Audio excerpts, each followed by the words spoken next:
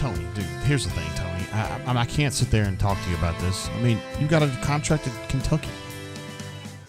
Look, man, I know you want to sit there and say, oh, it's Auburn. You said all that nasty stuff before. I just don't think the VP would take you, dude. Just even if you're the defensive coordinator at Kentucky or whatever. I mean, nobody gives a shit. Oh, gotta go. Hey, guys.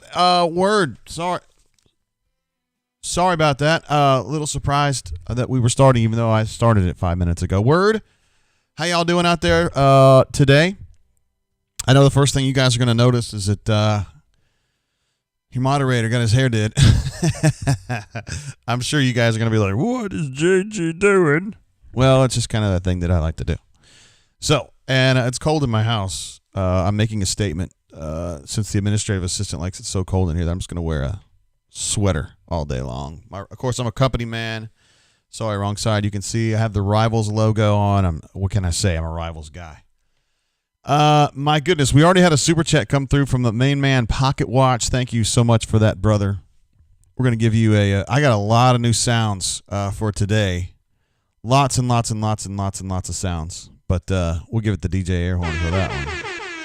Thank you, Pocket Watch, for that. Wow, what a game, man. I wouldn't say it was a beautiful game or a particularly well-played game, but, man, it was entertaining, wasn't it? And you finally had a chance to see Sharife Cooper and, what his ceiling is. My goodness, his first game out, he goes for, 26 on 8 of 19 shooting, 9 of 10 at the free throw line, finished with 9 assists, 5 turnovers, although 2 of those were really late. For most of the day, he was playing one hell of a game. I just had a few texts coming in. And it's not Tony this time. Texting with Jay Lee a little bit there. So, yeah, interesting game. Auburn, looked like a much different team with Sharife at point. I think he played 34-ish minutes, something like that. With Justin out, obviously still concussed. They still made it work with Flanagan at 2, Devin at 3, JT at 4, and Cardwell at 5 for the most part. Babatunde got in there some. Obviously, Jamal got in there some. He did not have that great game like he'd had the last couple, but you don't expect that from him every single night. But I've been telling you guys for the last 2 months, you can't throw the Superman cape onto Sharife right out of the gate. But I guess I have to eat my words a little bit on that one. I did not have any idea. I mean, I know he's a 5-star player. All the reports that we've been getting out of practice that he's been balling his ass off. But I was just like, hey, man, he's a true freshman. His first game is going to be his first game. Let's just give him a little room to grow, And when you come out of the gate with 26 points, 9 assists, boy, maybe we can get away with putting that cape on him, the Superman cape. That's a sound I meant to get. I will remember to get that. Nacho Ombre jumps in with a super chat. Appreciate you, Nacho. Says, hi, Jay. That's pretty deep, man. Thank you, bro, for jumping in. Also, my main man, Ryan S., who's been a big-time super chatter here the last couple months, says $2 to JG's OnlyFans. Hey, now. And the rest for Advil after listening to Dakic the whole game. That would be Advil for you because I don't listen to that crap. I listen to Coach Sonny Smith and Andy Burcham, and those guys are terrific broadcasters. I think I like listening to his basketball calls better than anyone in the country. And I am not friends with Andy per se, so I would not just blow smoke up your ass or his ass. I just think he's really, really, really, really, really good. And I know how long he's been working on basketball calls in anonymity, relative anonymity. And now he has a chance to be a big-time broadcaster, and he is so, so good. On the basketball end, it's tough. He gets all the nuances of the game, and it's wonderful to listen to. Thank you, Ryan S. Also, a super chat coming through from Bryce G. So much for tempering those expectations. Future's bright. Thanks for draining, JG. You bet, bro. Appreciate you, Bryce. And you've been super, super enthusiastic here lately with us here, and glad to have you. Lots of folks in the chat. Sterling says, like for the hairdo. Same hairdo, just different color. That's all. Ben B says, JG having some Old Crow today. Oh, that's a good one right there, man. I'll give you a laugh for that. Because, I mean, Old Crow is what I should be eating. Yo, for real, real. Today, actually, though, we're going to be drinking, and we're going to get some basketball talk here. I got the stats and everything. We're going to be drinking this McKenna 10 today. Oh, let me go ahead. Bryce, appreciate you, brother, man. this McKenna 10 today, which was gifted to me by a very generous gentleman by the name of Justin Owens over at the Tipping Point, which is the watering hole in my neighborhood here in Montgomery. And we were drinking the Rock Hill Farms last night, which they have available for pours. That can be either POORS or it could be nice, good, strong pours of the liquor. But they had that available. And we had some of that. We had some Buffalo Trace. We had some Old Forester Statesman. Some delicious stuff going on there. So if you guys are out this way, check out the Tipping Point for sure. And they also carry Cathead for those of you who are interested. Let's go ahead and bounce over to our main basketball screen. Auburn, of course, lost the game today to Alabama, 94-90, a game that, again, was not a great game necessarily from an Auburn perspective, from a technical perspective, but from an entertainment perspective, my word, that's the most fun I've had watching a basketball game all year, an Auburn game, and probably I just go ahead and say any game. And I watched my fair share of basketball. War Eagle 0008 says Dylan hurt his ankle. Yeah, I saw that. It was the next to last possession. I was concerned that it was his knee. Or then it seemed like it was going to his shin. I don't know what was going on. He was really hobbling. I mean, he was up and moving, but not very well. So we'll have to kind of see. We'll check with Brian Matthews here in a little bit after BP Zoom and try to figure out what the story is with Dylan, because he's an important part of this team. We need to know what's up with him moving forward. Taylor J says, I have the full Weller lineup if you want to try some next time you visit BMAT. Oh, my gosh. The full Weller lineup, including the CYPB. I would definitely hit that. See, Canoe Man says Chris Moore sprained his thumb against Ole Miss, which is why his minutes were limited a little bit today. Good point. Let's see what else we got. Alpha Tiger's in the hizzle. What's up, Alpha Tiger? Brandon T says his stretch is bad as I think he is. Guy just isn't there yet. Hey, man, he's raw. He's a great athlete, and he's learning how to position himself. Speaking of that, Dylan needs to learn how to position himself a little bit, particularly on the break. Just floats away a little bit and gets kind of dragged. It just kind of floats out of position in the break, and I think he gave up himself 3 buckets that I remember in transition just from poor positioning. Mama Dudat, our main man in Indiana, says, JG, the game was very entertaining, but the Indiana in me was appalled, and Dakic shared my disgust at times. I guess I didn't listen to a single second of that ESPN call. Of course, when Coach Sonny and Andy are on, that's what I'm listening to, but I would imagine they were ragging because it was just an unattractive game from a purist standpoint. I thought it was very interesting to watch. Auburn alumni, who is not prone to overreaction, says we've got a legit superstar at point guard, folks. Got a little soundbite I want to play for you. This is from the show Togetherness from HBO about 5, 6, 7 years ago. Mark Duplass is in a car talking to his brother, who is really down and out because he's just got embarrassed by a girl, and this is what he had to say. This song is called Tom Sawyer, and it is about a magical, amazing, and inspired person who lifts the spirits of everyone around him by the very nature of who he is.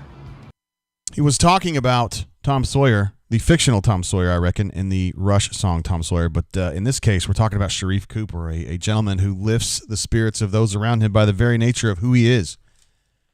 If you watch today, I mean, he had a great game, okay? I mean, let's just be real about it. I'm going to go ahead and put we'll go switch over to the box score page.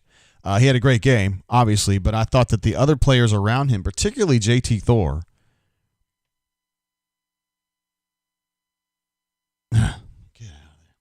particularly JT Thor, just was lifted by the very fact that Sharife was out there. I thought Flanagan played a really good game, particularly in the first half, not as quite as good in the second half. And there's so many numbers you can look at this box score and say, holy shit. I mean, you look at the numbers that Alpha Tiger says, is that Pete from the league? It is, indeed. He was on a show on HBO. I think it went 2 seasons. It's a little bit of a downer show. It had Amanda Pete, had Melanie Linsky. It was good stuff. A little bit of a downer, but that particular scene was really, really good, and it's applicable here for sure. It made me think about it today, in fact. You look at Sharife's line, and it's insane. But look at the free throws, guys. Auburn goes 24 of 28 at the line, including 16 of 17 in the second half. I mean, good God. Auburn was in bottom 10-ish% of the nation in free throw shooting 2 or 3 game days ago. That's going to definitely move them up a little bit. Kyle S. says Auburn is the new lob city. You're about right. You can tell Sharife he's very lob friendly, and he has played a lot of basketball with these guys throughout the summer, and then up until he got kicked out of practice by the NCAA in October, and then he came back mid-November. And so, I mean, he really doesn't appear to have lost a step at all. He played 32 minutes, 33. And he looked to be really on a wavelength with this team. These guys know where to go, and they know what to expect from him, and I was just shocked. Canoeman says, have we ever done that before with free throws? It's pretty damn good, I got to say, particularly for a team that was not shooting free throws very well just, 3 or 4 games ago. I mean, I'm not going to say it's going to be like this every night, but I didn't think they were nearly as bad as they were early on. I was surprised by how low their percentage was after 6-7 games, but it definitely got better. Grindworks says turnovers cost Auburn. Absolutely. They still had 20 today, and Sharife had 5, which is not bad at all for point guard considering what they were doing. Alabama didn't pressure him as much as I thought they would. They tried some double teams there in the first half, and he just beat them. He split him 2 or 3 times, and he just went around him 2 or 3 times, and I think at that point they started to kind of rethink how they were going to deal with him. He's exceptionally quick. His first 2 steps are exceptionally quick. My thought on Sharife was that he would be able to distribute and rebound okay for his size. I thought that his vision was really good. That was one of the things that Dan McDonald, our national guy, and Eric Bossi, who has since left for another network, when they saw him when he's being recruited, thought that Sharife was as good as there was in the country in the open court. He had great vision, great passing ability. So I expected Sharife to be all those things. The knock on him was always that he wasn't a very good three-point shooter, and he wasn't tonight. And he had a couple what I thought were ill-advised threes late in the game. He goes 1 of 7 from 3, which is whatever. I mean, he did a lot of other things great, so I'm not being too tough on him. But you could tell he loves the alley-oop. He's got great vision. He can anticipate what these guys are doing, specifically Thor and Cambridge. You can tell he's repped that a whole bunch, even though he's a true freshman making his first start. So he was more or less what I thought the best version of him could be at this point, honestly. He looks a lot more ready to contribute than I initially thought. And I was just saying, hey, I just didn't want to put the Superman cape on him because you're asking a lot. But it looks like he's definitely going to be up to the challenge. Mama Dudat says, curious as to why Bruce left 3 timeouts in his pocket at the end. That's interesting. I would like to know the answer to that. Sometimes BP seems more willing than most coaches. He's got an exceptionally young team right now. I think he likes to let them just kind of figure their own way out of things. And he said that a couple times this season about particular passages that happened in games, and he said, I just let them work it out, And I think to the untrained ear, you're like, wait, a coach is just going to let them play it out? That's not very good coaching. Listen, man, this is going to be if you're thinking about Auburn right now, you're thinking about 2021, 2022, okay? This is a development year, and you're just getting things dug out and getting ready for that next year because I think they can be exceptionally filthy next year. So if these guys are going to play together, I'm talking about Sharife, Thor, Chris Moore, Dylan Cardwell, those young guys, man, and Al, even though he's only a sophomore, but still, let them work it out themselves. Let them get mad at each other. Let them hold each other accountable for screw-ups. When Devin completely loses sight of his assignment in zone and doesn't block out, or Chris Moore doesn't block out, let Sharife crawl his ass. Let Al crawl his ass. It doesn't always have to be me. I covered Rick Pitino many years ago. It was a different era then in the 90s, but he would get really frustrated with his team sometimes, and generally he would just scream at them and call them names, which Bruce Pearl will do some too. But other times he would just sit down and you'd just see him do this. Just let him go. Just let them go. And sometimes they would really suck and get worse, and sometimes they would get better. I support it completely, by the way. 10-0's got this thing figured out. Because everything this year is just preparation for our 21-22 national championship season. This loss really means nothing. Sharife makes other people around him better. Absolutely. He's a tremendous player. He really is. And he's a great point guard for this team because I think this team really is at its best playing frenetic and getting out in space, getting out on the break, and he is a great passer in the open court. I mean, really, truly tremendous. So I think you guys, it seems like you guys have the right attitude about this. It stinks losing to Alabama, particularly at home. At the same time, you guys understand what the story is. So Sharife gets cleared. Really, yesterday, it kind of turned. It was about midday yesterday, and I started getting some intel that things were looking up. And I think we ended up reporting that on the bunker. You guys might know specifically. It's probably something in the neighborhood of 7 o'clock p.m. And even then, I don't necessarily think it was 100% done, but I thought it sure seemed like it was going to get done, and sure enough, he played. That was pretty big. We've also got a lot of other stuff to talk about. Basketball, obviously, is what we're talking about right now, but we also got a lot of football to catch up on. New defensive coordinator hired, new offensive coordinator hired, offensive line coach hired. Some information Jay Lee was just sharing with me earlier was about T. Will that he had interviewed with Harsin. I don't really know how that's going to affect him. I don't know about T. Will. You guys know how I feel about T. Will. You guys love him too. I just don't know how he's going to fit in here. I think that Harsin's trying to give Derek Mason a lot of say on who gets hired on that side of the football. The only hire officially made at this point is Zacchaeus Etheridge. You may know him as Zach from Charles Henderson High School in Troy, Alabama. Also played defensive back at Auburn. Was injured at Auburn in that Ole Miss game, I think in 2009-ish, somewhere like that. And he's been working his way up as an assistant coach at various places, Penn State, Louisiana Lafayette. He is, he was until yesterday. He was at University of Houston. Got a super chat coming through from Mama Dudat. Says, still a football school. Need an update. Hey, I was just doing it, bro. Yeah. So Zacchaeus Etheridge coming back. That's really, really good news, I think. Some people were like, wait a minute, what? Why are we hiring somebody so young? I'm like, dude, come on, man. You got to have some young guys out there. And Zach obviously understands Auburn, gets Auburn, is from this area. And I think it just augments a staff that I think is getting really, really filthy. A lot of really cool hires. Mike Bobo also hired as offensive coordinator officially, was it yesterday morning, I think it was? Or maybe 2 days ago. I can't remember which. Here, hold on. I've got a little screen for this.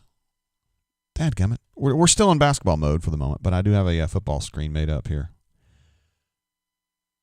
Where are you, football screen? There you are. So I got the Derek Mason graphic up. I guess we'll start over there. So Derek Mason was the head coach at Vanderbilt from 14 until he was fired in November, something like that.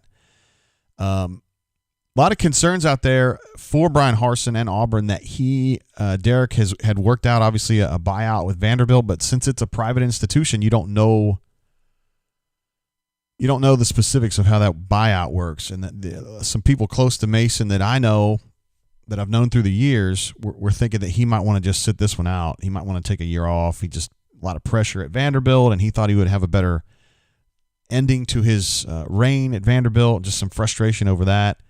Maybe he was just going to kind of chill out a little bit. But as Auburn approached and Auburn talked about what Harsin would like to have happen on that side of the ball, the kind of leeway that and latitude he would be willing to give a defensive coordinator, both for staff and then how to work it and how to play it and how to set things up. I think Mason was very intrigued and ultimately jumped in. I think this is a really good hire. He was super good at that Crocodile jumping in too. So sorry I'm late. Was listening to the postgame stuff. I would never fault you for that. It's always fun to listen to BP and Andy kind of talking like that. I love the brain, JGT. Keep up the good work. Let me give you a air horn for that one, Crocodile. Love having you here, brother. Gosh, I know I was talking about Mason. So he jumps in, and he was so good at Stanford. And one of the things that I thought was really cool when I started kind of reading a little bit more about Mason is that, so at Stanford, they were absolutely filthy, as you can see right there. I listed them as salty AF when he was there. And this is when Stanford was really good. They're kind of average now, but he was running like a 3-4 look, and he was kind of two-gapping everybody, and it was flummoxing the Pac-12, and they were just too good. I think he was officially defensive coordinator 2 seasons. I think No, 12 and 13. In 12, they finished first in the Pac-12 in defense. In the second year, they were second, but it was by like a couple yards. So they were absolutely gross. And he was two-gapping people up front, and he just had a lot of people. He had linebackers and then flexible defensive ends who were able to just kind of morph to what they needed to do. It was a really interesting idea to how to go against these spread attacks. And I don't know as though it was novel strategy, but it was stuff that really picked up in the NFL and whatnot. It was really cool. Well, so he gets to Vanderbilt, and the game starts changing a little bit because personnel on the offensive side of the ball starts changing a little bit. And then he started adapting too, and they started running some 4-4 stuff this year, some 4-3 stuff this year. Unlike somebody you may know who used to coach at Auburn, it's not one-trick pony. It's like, here's my concept, and if it starts losing ground strategically, we're going to sit down at the chalkboard and we're going to figure out how to adapt and how to adjust it. And that's what he did. And Vanderbilt's defense wasn't awesome this year because he's serially undermanned there, but I think he's going to come to Auburn. He's going to be a very intelligent coordinator that adapts his scheme to the players he has and also adapts it to the people he's going to be facing in the way that they kind of go about their business, because I like it. I like a guy that can be a shapeshifter like that, and it ain't just one thing saying, we're just going to do this. You can do different things. I can change in my head. So I think he's terrific. And also, by the way, that last little point there, we'll fight you and win. That goes for all you guys out there. I know some of you guys think you're tough guys and you could whoop everybody's ass, but I dare you to start a fight with Derek Mason because he's going to knock you out, I promise you. Grindworks says, JG, do you know where Trooper Taylor is coaching at now? Most recently, he was at Duke. I can't say I've checked in the last, month, but that's where he was last season. Mamadou says he had a poster of Lou Rowe on his wall. J.S. Lowry says, to the new basketball fans, this is kind of funny, there is no such thing as over the back. It's a myth of the game. Verticality can lead to a push from behind, but it's not a foul to rebound from behind reaching over. Particularly if you are Alabama, it doesn't seem like Alabama can really do anything wrong. And I'm not one to go into, too deep into that because I think that refs generally have a hard job and they try to do their best. It's something I got from Tuberville because his dad was a basketball and football official in the state of Arkansas for a number of years. And he was always, what's funny is that Tommy would talk so much shit to refs during the game, but then away from the field, he would be like, man, I got to chill out on the refs. It was just always this, I got to chill out. I'm going to give him hell. I got to chill out. I'm going to give him hell. He was always stuck. I think if his dad was alive at the time, his dad died way too young. I wonder if Tommy's attitude would have been different as the football coach at Auburn. If he would have been a little more chilled out toward the refs. As you know, he famously gave them a lot of hell. Super Chat also coming through from Stu Pup. Just frustrating game, bright future. I think that's fair. Honestly, I wasn't too frustrated by it myself, but I understand if you were. For the diehards, it just never feels right or good or even okay to lose to Alabama in anything, so I get that totally. But I love the way that Sharife jumps in there just right off the bat, and everybody just really warmed to him. Pretty interesting to watch. That doesn't happen very often. War Eagle 0008 says, love the big vision, but maybe time for a change. Yeah, we talked about that in the last show or two. I just hadn't come up with a great idea yet. Now, I guess I could just kind of superimpose Alan Green in there. Maybe I could get him to pose. I'd go into like his office or whatever. Gus in his I-8 would be fitting. War Damn Eagle. What a start for Cooper. Love this team. Oh, that's a cool idea. Gus in his BMW, and then maybe on the side we could put the person's name or something. I don't know. I don't have a picture of Gus in his I-8, though. It's a good idea, though, War Eagle. Appreciate you, bro. J.S. Lowry says, truth, JGT. Hey, we saw the same thing, man. It was just like Alabama was over the back all day. And they called a few there. It was like middle of the first half, and I was like, okay, cool. They're going to start calling that, and Alabama's going to have to chill out. And then they just stopped calling it, and Alabama didn't chill out. Kyle S. says the refs were very foul happy. I think they were too. Derek Mason, obviously, I think that's, I don't want to say home run hire. I think that's such a silly thing to say because you don't really know that until later. But from where Brian Harsin stands right now, I think that's best case scenario. I think Derek Mason's an absolute badass. And I like the Zach Etheridge hire myself. I think he's going to be, you got to have some young dudes out there. Every coach can't be like the number one ace at his position. You got to have guys that are kind of hungry, trying to become that number one at their position in the country. Let's say the best defensive backs coach.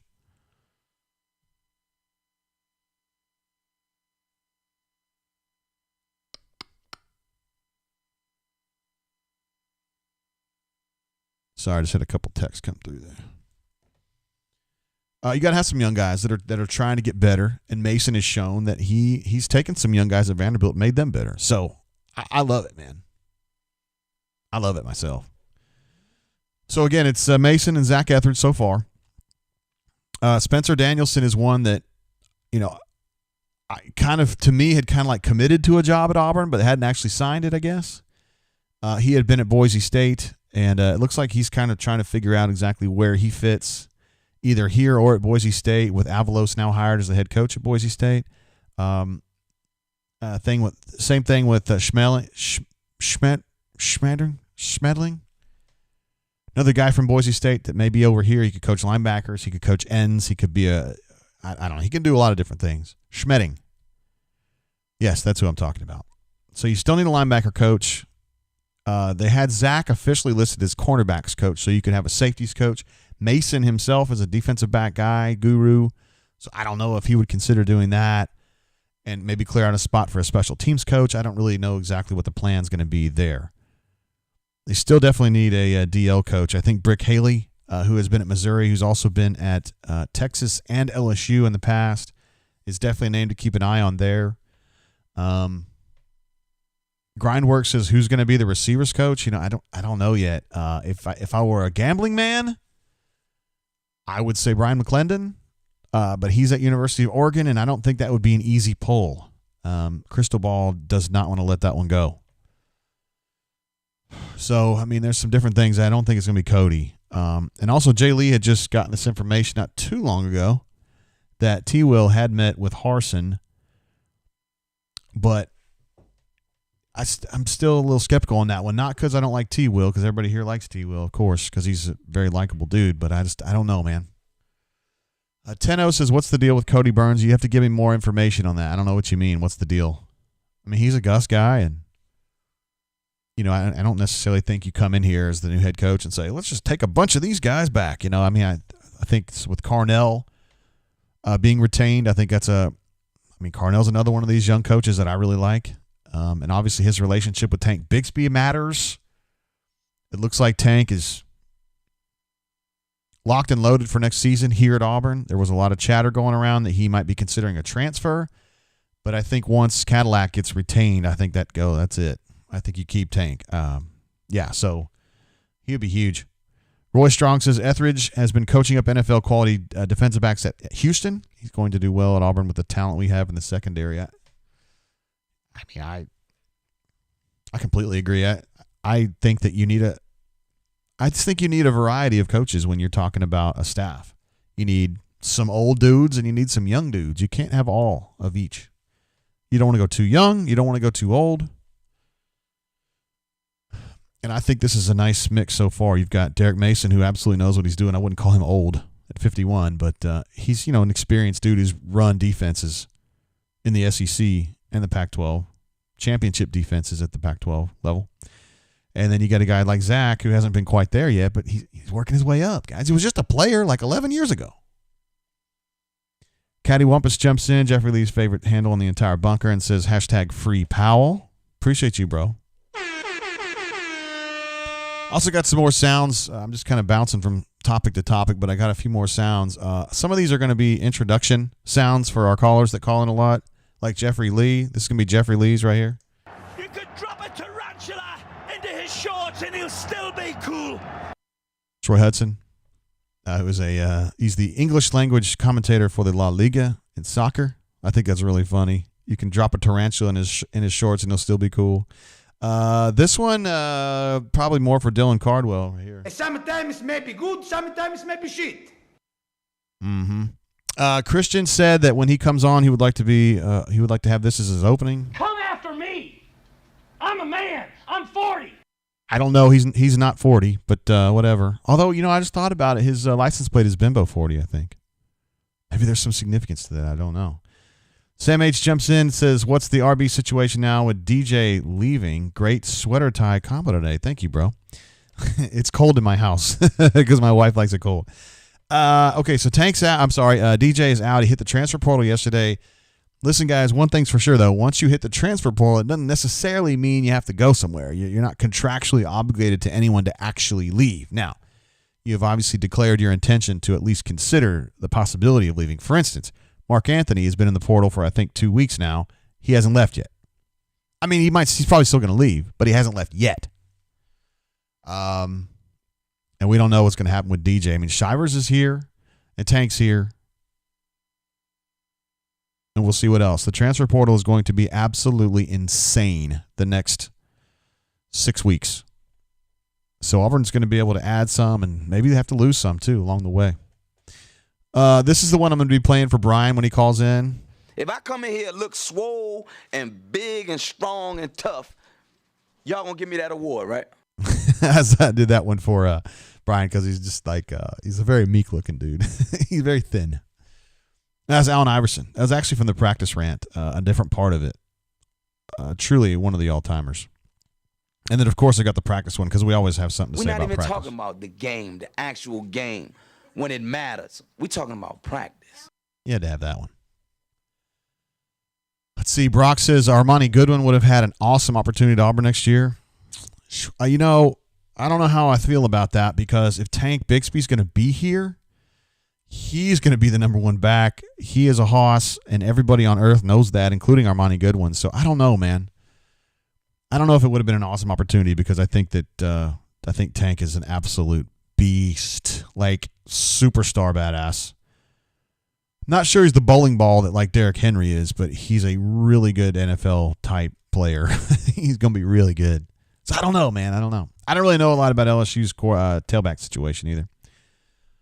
So anyway, I think everybody on the bunker is pretty fired up about Derek Mason. I think everybody likes that hire a lot. And much longer than 6 weeks, Sterling says. The transfer portal won't really get going until after spring. I mean, when Wanye Morris gets in there, you start getting some really big names out there. So, yeah, it is going to go a while. I just think there's going to be a real flurry of activity here, particularly coming out of Tennessee. As that situation starts to smolder a little bit. Yeah. Crocodile says Harsin runs a 2 RB system, though. Yeah, I mean, you guys still got Shivers, the V8, and you've also we'll see. We'll see what happens with DJ and Mark Anthony. I'm just not. I think Mark Anthony's going to go. I'm not sure on DJ. I just don't know yet. And I don't think that in any situation is Bobo / Harsin going to be aborting the concept of having 2 tailbacks. I mean, they're going to have more than that. So there you go.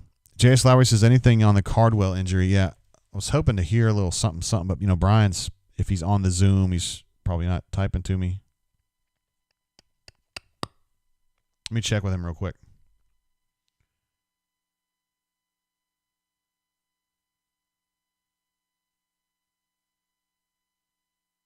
All right. We got that one in.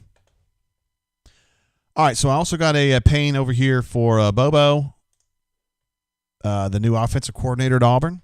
Mike Bobo played quarterback at Georgia. You guys probably remember that. Currently 46 years old. I believe he was born. It doesn't matter where he's born, but he grew up down in South Georgia, kind of on the Alabama side there, below Albany. Is it Thomasville or Thomaston? Something like that. And he, when he was at University of Georgia as an assistant, well known for locking down major recruits in the state of Georgia. He was the primary recruiter for a whole bevy of like big 4-stars and 5-star guys like Stafford and Aaron Murray and Malcolm Mitchell and Trenton Thompson. Trenton Thompson came down to Auburn and Georgia for that one. Mike Bobo cleared that one out for Georgia, so. Tremendous recruiter, also good developer of quarterbacks, has a good eye for quarterbacks. I don't think he would let Lamar Jackson go if he had him in camp. So, I don't My thing on Bobo is this. I think Harsin, being an offensive guy himself, I think he's going to have a lot to say about the offense. So to me, Bobo is more about a procedural guy. He's about a quarterback development guy, and I think he's about a recruiting guy. I think it's going to be good to have an offense coordinator who's a major player in the recruiting enterprise here. And I think he will have a big play in that. I don't know, as though we've had an offensive coordinator here that was a big recruiter. You go back to when Gus was coordinator, he was kind of at his very best, he was a middling recruiter. Rhett, solid. Dillingham, is just here for like a minute. Chip Lindsey was at least average. But, Bobo's an above-average guy when it comes to recruiting. And also, a lot of people are interested in the fact that he had Gunnar Stockton committed to South Carolina when he was there last year. And Gunnar Stockton is, I think we have him as the number 2 quarterback. Now, I think he's the number 1 quarterback in the class of 2022 for Rivals. I think he's a top 30 overall player, something like that. And no news on 44 there. Didn't come up in the Zoom. So I think the situation at quarterback for Auburn is going to definitely take a step forward. And in the short term, you're looking at Bo. Bo looks like he's completely committed to staying. Not that I thought he wasn't. Give Mike Bobo some time to kind of work with him, and maybe they can coax a little something out of Bo Nix that he was missing this year. That would be big. I think everybody would be on tune with that. Because I don't think there's people here. On the bunker, opinions are kind of mixed about Bo. Some people shit on him and some people don't. But I think a lot of that is just latent frustration over the fact that he didn't develop a lot from freshman year to sophomore year. In fact, you could probably argue that he was maybe a little bit worse.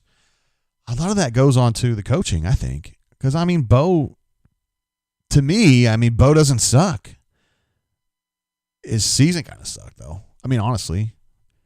But it may be a situation where Harsin and Bobo kind of get their claws in him and get him straightened out. I think there's a lot there. He's very valorous. He's a good runner.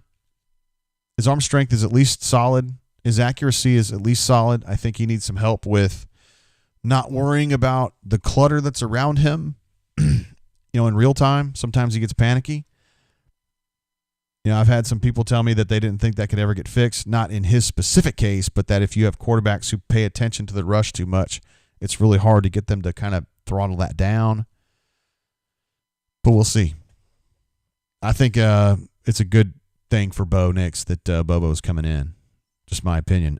We also have Will Friend hired as the offensive line coach, who was at Tennessee last few seasons, and then had just recently gone to South Carolina to join Bobo. Those guys worked together at Colorado State as well. And then now Auburn has plucked both of them from South Carolina, to the extreme chagrin of South Carolina fans. And I know you guys are thinking to yourself, do I give one hell about why Auburn's above South Carolina in the pecking order, right? Except for this last fall when South Carolina won the game. But you know what I mean.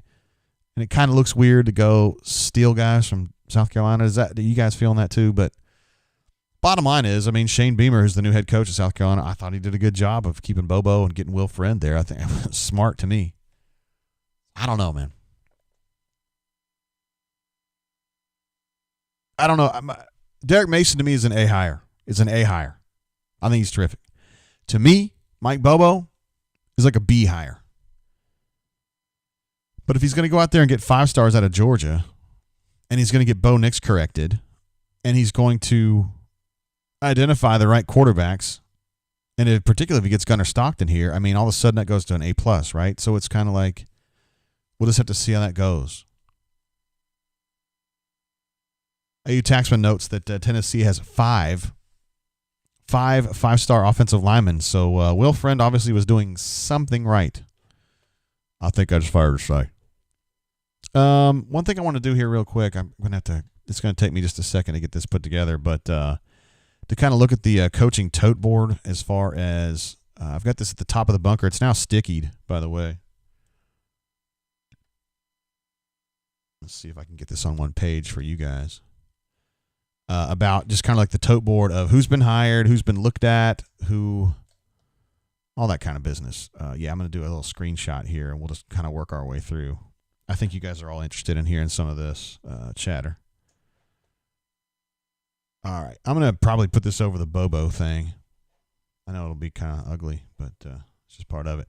So this is a little tote board that I put together on the bunker to kind of explain or to refresh for those of you who are not there, F5ing it all day long like we are.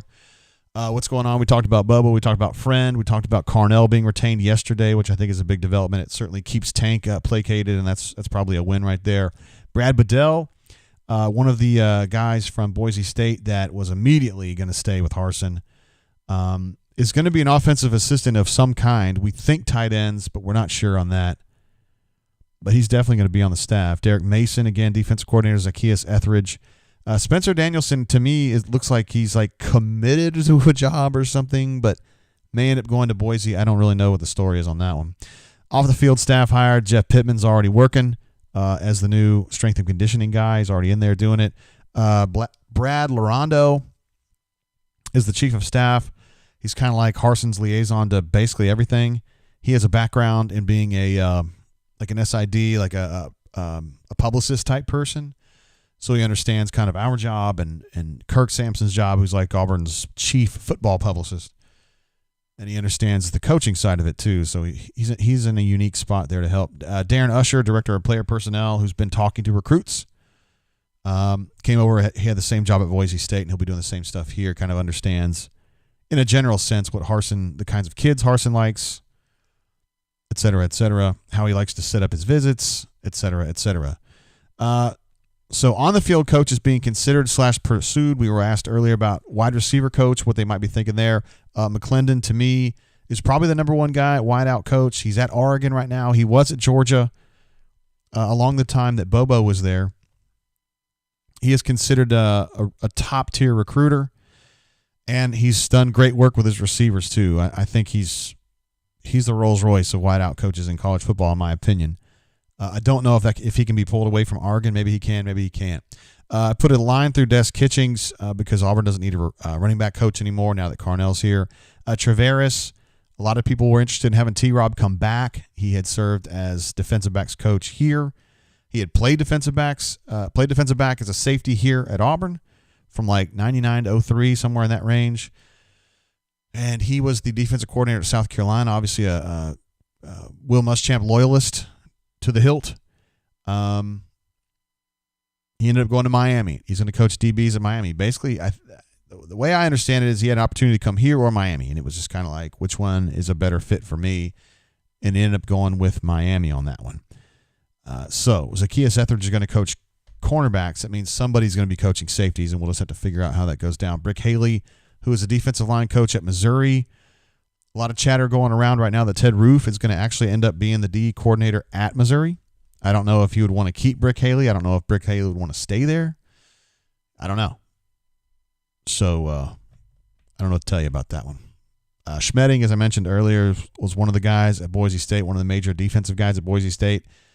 I don't know where he fits in here or if he fits in here. I know Harsin likes him a lot, but as the new staff at Boise State gets put together, that may be a better opportunity for him if he can be a full-fledged defensive coordinator at Boise versus a position coach here. I don't know. Depends on what he's trying to accomplish with his career. And I don't know him. Nacho Hombre with another super chat. Super chat. Even though we're a basketball school, I'm glad we're chatting about the new football staff a little. Of course, bro. Of course we are. Daryl Wyatt, wideout coach at Central Florida, is also on the table. Also has been talked to. Younger. So I don't think he's McClendon, but another name to keep an eye on. And Mark Mattioli from Vanderbilt, who was coaching defensive backs at Vanderbilt with Mason, who actually I think played defensive line in college and could also, I think his passion is to coach linebackers. So he kind of do a little bit of everything. And I think when he was at Vanderbilt, he was kind of like Mason's protege in a way. I think that he's someone that could slide in here one way or another and help a lot. Another guy to keep an eye on. Cooper Patania, who is the director of recruiting at Oregon, is someone whose name come up and you think, well, they got Darren Usher. No, I think this recruiting enterprise is going to be a lot of people, and I think they would like to have Cooper Patania. I don't even know how those negotiations go, honestly. This is a job that didn't exist 5 years ago, really. I got another super chat coming through from Elite Gus, my main man in Houston. It says, re-rank our freshman class. Who had a better one? I guess you mean basketball? Re-rank our freshman class. Who had a better one? Just kind of elaborate on that a little bit if you want to text me or if you want to just put it in the chat. I'm happy to answer. I just didn't understand what you wanted. Travis says, sorry, Jay, did not get the notification. You're all right, man. Appreciate you. I'm sorry that we went through 50 minutes without you, bro. Ambitious Engineer wants to know if Sharife can play quarterback. He's got the arm for it, right? No doubt. Also, so Larry Porter, they're down there at the bottom. These are guys. Larry Porter is definitely interviewed with Harsin. I think the chatter there is either tight end or maybe special teams. We also found out today that he has talked to Travis Williams. Obviously T. Will is a linebackers guy. I don't know how he fits in. And then also Al Pogue, who has coached he's coached Bucks, he's coached linebackers, he coaches defensive backs. He was a defensive back by trade when he played at Alabama State. A guy who knows this state very well, recruited his ass off at Troy and did some work at West Virginia too for Neil Brown when they all went up there, and then came over last year at Auburn. The guy's a stud, but I don't know. I don't know if he fits in as a safeties coach or how that could play out. If you haven't seen him on the list, they're probably not. Kevin Steele's obviously going to probably go somewhere else, depending on how his contract situation works out. I don't know what happens next to Rodney Garner. I don't know what happens next to Cody Burns, and I don't know what happens next for Jack Micknell. I just don't know. But I don't think those guys are in the picture at all. So there you go. There's a little football reset. Fat Crack jumps in. Shoot, I'm still looking for you, Elite Guess. This is JGT. Coop is real. Hey now. Ready to see what happens when chemistry starts to take place. Thanks, boss man. Ward M. Eagle. Yeah, you could see that chemistry kind of coming together, right? Like the first 6, 7, 8 minutes of that game today were kind of crappy. Just messy. And then you just kind of saw it kind of come together there. The last 10 minutes of the first half. And then as the game went on, there were some issues, particularly late, but you could see that chemistry coming together. It's very encouraging from an Auburn basketball perspective. Tucker P., we also know him as TP or Tuck Tuck, is in the house. He says, hey, Mr. J. Yeah. It's nice seeing you, Tucker. I just got to be very utilitarian. The nice things I say about him. What's up, girl? Did you get your hair blown out? What you got there? I know. The dog's terrible. Let's see, Travis says, if Sharife stays, how does that affect next year's class with available scholarship space? Boy, great question. I wish I had a graphic for that. Let me click back over to basketball so we can kind of get into that situation right there. Hey, appreciate you, Fat Crack. If Sharife stays, how does that affect next year's class with available scholarship space? So I think they're going to have to go down one, which I would imagine would be Javon Franklin. Just because he's just kind of out. He's kind of like the last dude, right? Everybody else on that list there is pretty important to what's going on. I guess you could kind of. I guess Jamal would be the next one. But he's also a guy that's given you 20 points a game the last 2 games. Maybe he'd find somewhere else that would give him more of a featured role to finish it out or something. I don't know. But Jamal seems like the kind of guy, he's not a. There was a coach that told me one time, you can't fill up your roster full of dipshits. You've got to have some good guys. Or maybe he didn't say dipshits. Maybe he said assholes. You can't have 13 assholes. You got to have a couple good guys. And Jamal is definitely a good guy. He's one of the calm, rational people on that team. Not to say that these guys, I can't honestly say I haven't spent a lot of time around these really young guys because, I've been COVIDed, man. I can't go to practice. I can't watch practice. I can't go to the football complex. I can't go to the arena. I don't spend a lot of time. Turbo, that's right. I didn't think about Turbo leaving. That clears up one. I still think Javon, though. I don't know, man. I don't know how he fits in moving forward. But remember now, you've got the guard from Oklahoma City, Trey Alexander, and then you've also got Jabari coming in from Atlanta. So you're full right there.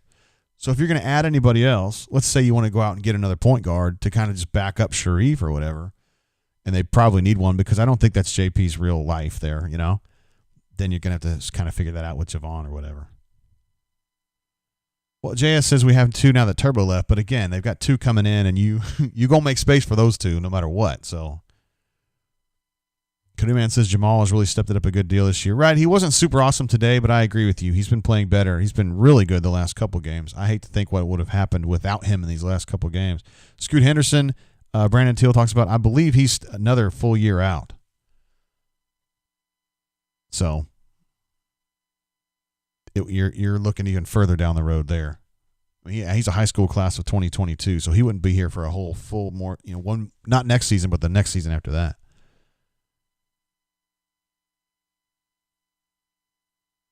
All right, let's see what we need to do here. Maybe we'll give Jay Lee a shout because Jay Lee can talk intelligently about football and basketball. Not that Brian couldn't, but Brian's kind of working on some stuff right now. My main man Ben B jumping in. What's up, bro? One of our Montgomeryans out there says thanks for what you do, JGT. Let me give you one of the. Nah, that's Brian's. No, we won't give you that. We'll give you Tarantula. You can drop a tarantula into his shorts and he'll still be cool. Yes. Thanks, Ben B. I will be getting more and more sounds. They're not too hard for me to add. If we have any requests, I could definitely take them too. Because I'm pretty good at getting that stuff transferred over here. Yeah, Melee says, JGT, glad to see you take the high road and not get swept up into the Twitter scoop fest on Reef. Man, I am like the last thing I want to do in my life is to spend 1 second boasting about any scoop I have ever. Or it's the dumbest thing ever. It's super, super stupid. And yeah. I'm basically done with. I got caught in one of those today that was going on. And it was people beefing with J-Boy. Jake Crane about who scooped who or whatever. And J-Boy obviously been speculating on that for a while. We've been speculating on it for a while. Oh, that smells good. But I just don't want to. We're not fighting over that. You know what I'm fighting over? Our subscribers at auburnsports.com. Making sure that they know what's up. Making sure they're getting a lot of moderation access if you need it. If you got questions, I'm here to answer it. I'm not worried about that. And I think we did a good job on Derek Mason, on Bobo, on Will Friend, on Cadillac. Bunker people knew that first about Cadillac. The Reef stuff, hey, we looked into it, vetted it. I finally got to a point where I was satisfied with it. Jeffrey was at a point where he was satisfied with it. Brian wasn't working on that particular scoop very much at all, but me and Jeffrey were working on that, and we got to a point where we felt like we could report that. You know who we got on the phone right now? We got Deezer, my main man. What up, bro? How's it going, Mr. JG? Deezer. Word, bro. What'd you think about that game today? Paradise. Another day in paradise. Hell yeah. I think I agree with you. That was absolutely the most entertaining basketball game I've watched this year, for sure. Well, yeah, because some of these games have kind of dragged a little bit, but that one sure didn't. Absolutely. Back and forth. There was terrible reffing on both sides. I mean, we had Reef coming in there doing all kinds of crazy stuff. They had Lord, I'm losing my mind. That kid, number one on their team, he's really good.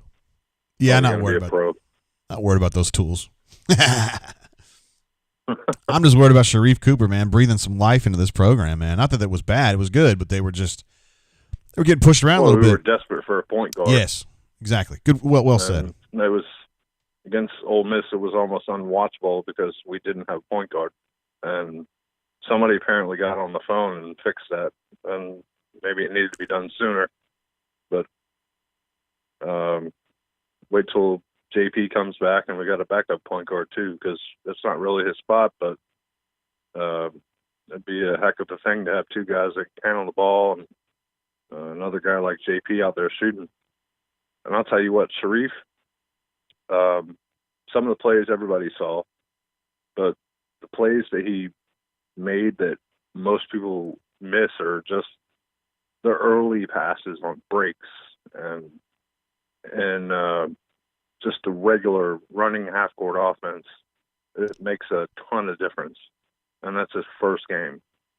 But at the same time, people do need to put a little bit of hedge on the cape on him. He's great. He's really, really talented. Don't expect him to do this every game. He's still a freshman, and he's not going to play like that every game. SEC is going to look at that tape, trust me, because they're going to look at him as one of the most people that they need to take care of this year in defending us. And so it's going to make it a little more difficult on him. But he's going to grow through it. He's going to be great. But don't expect 26, 27, and 9 from him every game. No.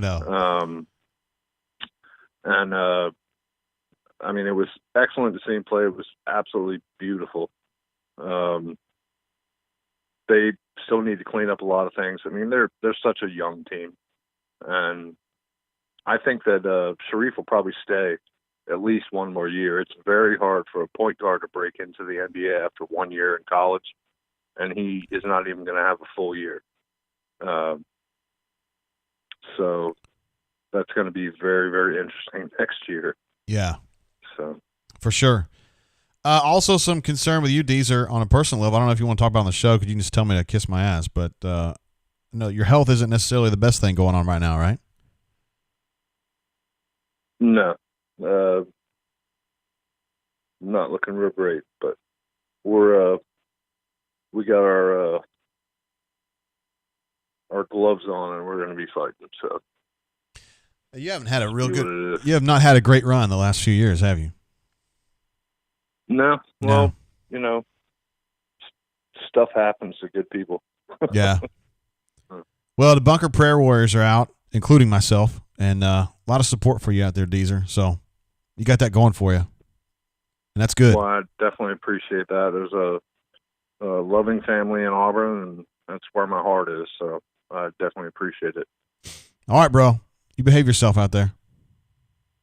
Absolutely. I'll try. Do the best I can, sitting in my chair. Love you, man. All right. See you, y'all bro. have a great one. Bye. There he is, Deezer. The myth, the legend, our main man from out west, but whose heart, as he mentioned, is in Auburn. Going through some health tribulations right now, so prayer's always cool for Deezer. And I think Porter also mentioned that he was in need of some prayers too. If you guys are on the bunker and just kind of looking for folks to kind of lift up, I think that might be a good choice there too. Let's see. We want to get Jeffrey Lee on the horn. I would like to hear what he has to say about some of this stuff because he and I were working on a lot of these scoops together because Brian was doing some other stuff on that one.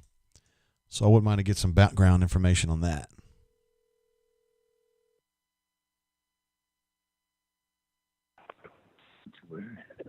Hey, Big Daddy, what's up? Hey, been waiting on you, man. How you been, brother? Pretty good, man. Had an entertaining basketball game to get out of bed for today. get out of bed at 11? Nah, I know you. You're a country guy. Y'all get up early. Yeah. Well, what's the attitude been like? Pretty much everybody's fired up, man. I mean, I know they're not happy about the loss, but right. Damn, you see Sharife play that way, and you see the way that some of these players, specifically Thor, kind of react to Sharife being out there. Man, it's reason to be fired up, man. And Flanagan continued doing what he's been doing all season. I was very encouraged, man. I was too, and you were in the group chat earlier just saying, Reef, damn, son, like he's good. Well, and I went on to say that, that first, and I went into this and I was like, okay, lower your expectations. This is his first game back. It's against Alabama. Yeah. And he's probably going to be jittery. He's going to have some nerves. So I was expecting an okay, so performance. I thought we'd see flashes of what he could be, but I also thought we'd see a lot of mistakes. And for the first, I don't know if it was 6 to 8 minutes, maybe, he looked bad. Some of his first couple of shots were off. I think he missed a layup. He was, and I thought, okay, this is what I was expecting. But then after that, it's like he got warmed up or got into the flow of the game, or he kind of settled in, and dude just went off. I mean, he went from having 2 points to 26 or 22 there in midway through the second half, and I'm going, wow, like this is what you expect from a 5-star McDonald's All-American. And then I thought, the last 4 to 5 minutes of the game, especially those last 4 possessions. He was tanked, and B. Matt even in the chat or in the text said, he's tired, and he was right. You could tell he was tired. He was turning the ball over. He wasn't getting back on defense. Made some poor shots there at the end, but who cares at this point, man? That was fantastic. With 26-9, I think he had 3 or 4 steals. He was dishing out dimes that we haven't seen all season from anybody at the point guard position for Auburn. He was driving to the basket, dishing off. He was, throwing the alley-oops. I think he had 2 or 3 oops that were just sickening. I was very, very impressed. Take away the first 7 minutes and the last 3, and that dude played perfectly. He looks really good. I mean, it looked like Jared Harper, like his second year. Like he just skipped the whole year, and it's impressive. Yes, that type of performance even merited a shout out on Twitter from Ja Morant. I don't know if you saw that. Oh, damn! No kidding. Yeah, Ja Morant threw him a shout out. So and I think you mentioned this at the beginning of the show, but dude was 9 of 10 from the free throw line. And Auburn was, I think, that 24 of 28. Yeah, 16 of 17 in the second half. Man, fantastic. I thought in the first half, the difference in the first half was Auburn's lack of rebounding. Seemed like Alabama had a lot of offensive rebounds, a lot of second chance opportunities. Auburn was shooting the ball or driving to the basket with 4 guys around the perimeter. So there was 5 guys from Alabama in the lane rebounding. There was the shooter from Auburn in the lane rebounding. Didn't get a lot of second chance opportunities in the first half. I think deep rebounding, though, I think it ended up fairly even at the end of the game. So obviously some things changed, but yeah, I was very satisfied and good. Good. I know you're not satisfied, but are you good? One thing of note, though, Alabama finished plus, let's see, 7 on offensive rebounds, and also finished plus 9 or 7 in second chance points. That might have been a difference in the game right there, honestly. Yep. That's the thing that stuck out to me the most. Alabama would drive, miss a shot, or even 3-point shots, and get that rebound. I thought that was the difference. Turnovers were big, although I think both teams turned it all over. But I will say this, and I said it in our text: Alabama's a damn good team. They are. They're good. They're a damn good team. And what are they, 4-0 in the SEC right now? And you saw Auburn minus a shooter in Justin Powell, and probably should have won or could have won. Yeah, I'm looking forward to seeing JP and him kind of learning how to work with Sharife and kind of be that 2, that 3-point specialist that he's supposed to always have been. Yep. It's like his game. Hey, we were also talking about football earlier. Just some general thoughts on Mason and Bobo. Love them. And JG, it was Wednesday night, and I sent that text, and I was like, this has got to be a joke, but I'm hearing Mike Bobo. And you and I both had the same reaction, like, WTF. Like, this can't, no. I shot it down. I was like, no way, but let me just check. And just because of the, what we had heard about Bobo and Steele, I don't want to put them two in the same category, but Steele, I am Bobo for an offensive coordinator should he have been given the job. But man, when you step back and look at what are the 3 things Auburn had to have out of an offensive coordinator, which is a recruiter, a guy who can recruit. And that's exactly what Mike Bobo could do. He's a fantastic recruiter. Hell, he's even got Gunnar Stockton already committed to South Carolina. You can get a 5-star quarterback committed to South Carolina. You can get a 5-star quarterback committed to Auburn. And I think we've talked about this maybe indirectly, maybe not directly on the bunker, but, the chances of him being able to pull Gunnar Stockton to Auburn, I would think are extremely high right now. But also quarterback development. And we've talked about this back before Gus Malzahn was fired, and the reason Brock Vandegrift went to Georgia and not Auburn, and the reason Tanner Bailey was not looking as hard as Auburn as you would think he would be is because of that lack of quarterback development. And Mike Bobo has that. And then third for me, and this is probably more personal than anything, but just a versatile offensive mind. I know we'll probably be seeing Brian Harson's offense, the scheme wise. But when's the last time we've seen a quarterback at Auburn take a snap from under center or work some pro style game in there with some play action? All we've been seeing for the past 8 years are, option, quarterback reads, stuff like that. For me personally, I'm going to love to see a more versatile offense than just what we've seen the past 8 years. So for me, Mike Bobo checked all the boxes. Very excited about him. Derek Mason, love him. Always have. Any dude who can, bring that intensity to a Vanderbilt. Of course, he didn't have much luck, but hell, who does? But I love James Franklin's intensity. I love the way he's going to be able to recruit, and I'm just very excited about both of those hires. I think they were both home run hires. Interesting. I was telling the folks I thought that Mason was, but I wasn't sure about Bobo. I mean, just because I think he's going to be a good recruiter, but we'll see. I don't know. I called him a B. Well, let me say, that third one, I think he's an excellent recruiter, and I think he's an excellent quarterback developer. That's an instant upgrade from what Auburn's had for the past 8 years. That's so true. Is he a grand slam? Is yet to be determined. But does he check those two boxes? Absolutely, and he's an instant upgrade. So you've improved your program already just by hiring Mike Bobo. And what about Carnell? What talk to me about he's on was his second year. He just finished at Auburn. What kind of a force is he on the recruiting trail? I know he played a big role in Tank. You think that he can do more than just that?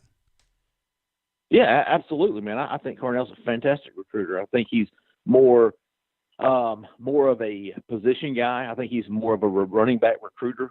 You don't see his name brought up as far as area goes, but when it comes to recruiting running backs, I think he's fantastic. I did not know whether or not he would be retained. I actually thought he might be the less likely of the 3 or 4 that we had been mentioning, just because of his experience. But when you take a look at what he's done with Tank Bigsby as a freshman, and you've got to give Carnell Williams some of the credit there with what a running back did as a freshman. Who's his coach? What's he learning? Did he improve? Was he fumbling the football? No. I mean, he did everything. His resume, even though short, to me was impressive. And I think holding on to Carnell Williams was big in holding on to Tank. Now, we heard the rumors. I think you posted about it, that there was legitimate concern about Tank Bigsby looking elsewhere. And I think not only do you get a great running back and a great running back recruiter, a running back coach and a running back recruiter, but you also get, you solidify Tank Bigsby returning next year and hiring Carnell Williams. I thought it was the right decision, even though Larry Porter could have been here. We've heard, hey, do we ever get to this point if Dale McGee ever gets materialized at Auburn? Probably not, because that's about all Carnell can do is coach running backs, at least at this point in his career. But anyways, I thought when the dust settled, it was definitely absolutely the right hire. Word. Some good stuff going down. They still have a few spots to pick up. Let's see, defensive line is probably the most notable of the places. Yeah, and then whatever they're going to do at safety. I don't know if Al Pogue might get a look there or if it might be – I mean, there's a lot of choices there. Wide receivers coach. Wide out. We've heard Brick Haley for a while. We've heard Brad Bedell. He hasn't been announced yet, has he? Not officially? I don't think officially, but I think he's here. I think he's at Auburn. I think one of the more encouraging signs at linebacker coach is that we, confirmed that Travis Williams has finally been interviewed by Brian Harsin. Is Derek Mason going to coach a position as well as be defensive coordinator? Will he do the DBs? Is a lot of questions to be answered. Although you got to admit the first few hires he's been putting together has been very impressive when you step back and look at it. Yeah. I think it's a no-nonsense staff. These guys are all workers, and most of them are very good recruiters. So they're going to be getting – I think the talent level is going to be taking a step forward, I think, on the Plains. I'm telling you, this program has been upgraded in every announcement of Auburn football has made. The program is being upgraded, absolutely. Well, you would know it. You've been around this program for a long time, seen the recruiting enterprise for a number of years, so you would know that. People ought to listen. Love Zach Etheridge too, man. Love Zach Etheridge. Yes. Hell of a player. Not many people know about him. I know. I felt like the bunker was like, he's just some young dude. And I'm like, come on, stop, man. You got to have some young guys that are hungry, that want to get better. You got to have some of them. Absolutely. He's going to have good recruiting roots in South Alabama. He's been, he's seen time at Georgia Tech. He's been to Houston. But his heart is here. I'm really excited about Zach. If you watch some of that mic'd up, I think I sent you. If you haven't seen it, fans, you need to go look up Zach Etheridge, University of Houston, mic'd up, get kind of a feel of what kind of guy he is on the field. We all know what kind of guy he is off the field. Can't get anybody any better than Zach Etheridge. I think the recruits, even though they're, Andre Stewart last night, 2022 cornerback from Georgia, decommitted from Auburn, but after Zach Etheridge was hired. But I think that was more of he committed to Auburn when Marcus Woodson was the cornerbacks coach. Then, Wesley McGriff took over the defensive backs rooms, and now Zach Etheridge is taking over at cornerback. So this is the third position coach this kid has had since he committed back in July of 2019. So I wouldn't look too much into that Andre Stewart decommitment. I think he just wants to reset everything and kind of take a step back and take a deep breath. I think Zach and Derek Mason will get the guys that they want. They still got, I think, 2 others committed. So we'll see how this shakes out, man. But so far, in my opinion, been very, very good hires. All right, very good. Jeffrey, you go out there and behave yourself, as I'm sure that you will always do, of course. I'm gonna sip on that blueberry. I'm gonna bring you a little bit. All right, little nip, little something. Yeah, wet your lips a little bit. Gotta do that sometimes. All right, brother, you behave yourself. Peace out, homie. See you, man. Bye. There he is, Jeffrey Lee, the man, the myth, the legend. We've had back-to-back studs, man. Deezer and then Jay Lee. He loves the hires. He sounds a little higher on Bobo than I am, and he probably knows more about it than I do, honestly, because he has a better eye for the recruiting side of it. And if Bobo's going to be this super-duper 5-star guy, gets like Stafford's in here, yeah, it'll be an A real quick. Now on the line, we've got another stud, Auburn alumni. What up, bro? What is up, JG? Not much. We're just talking about Sharife Cooper being a total animal. He's pretty decent, isn't he? He's not too terrible. Yeah, he's pretty decent, all right. What about him, Ed? Did he exceed your expectations? Yeah, that was one of the rare instances where I was like, he actually outlived the insane hype that myself and everybody had. I mean, he's, and even you said, you were like, everybody give him time. He's going to have some back. I'm like, if that's his, and again, he could come out the next game and have, 12 turnovers and 6 points. But if that's an indication of what is going to be the norm for him, then I have legit concerns that we will get to see him with Jabari. I mean, he could have a year like Isaac and shoot up the charts. Actually, him and Flanagan. I mean, Flanagan continues to be just insanely improved this year. And somebody else mentioned it, but Jamal Johnson he's picked it up big time. I mean, everybody's really improved outside of Cambridge, but even with Cambridge, he had so many wow plays because of Sharife. And you mentioned it earlier, but Sharife just elevates everybody.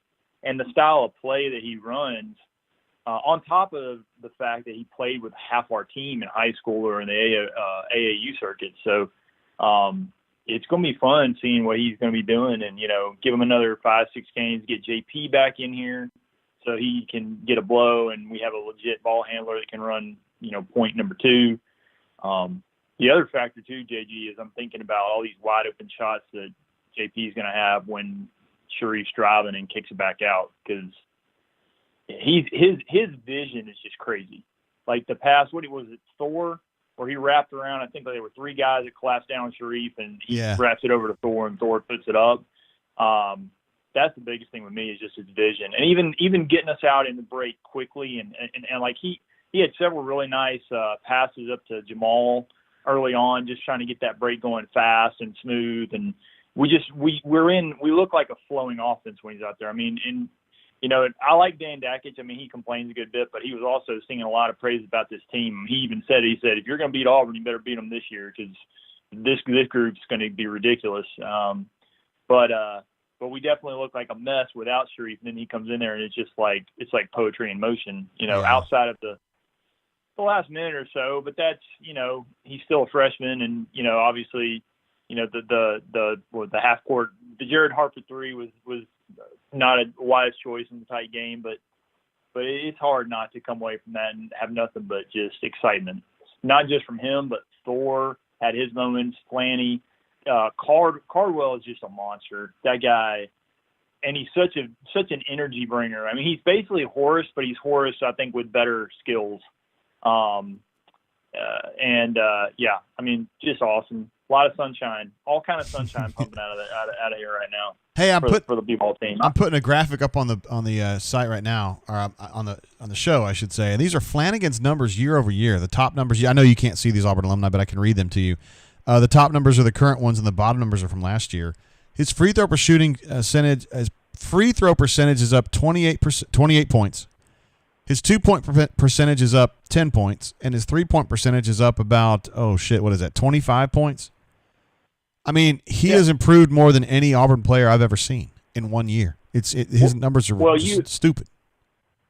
We talked about it in previous brain drains before the season, and myself and everybody else was like, God, that shot is so terrible. He can't shoot, and he goes from he can't shoot to he's probably the biggest playmaker we have. I mean, outside Sharife, but as far as like your consistent go-to guy, it's Flanny, and his shooting outside is crazy.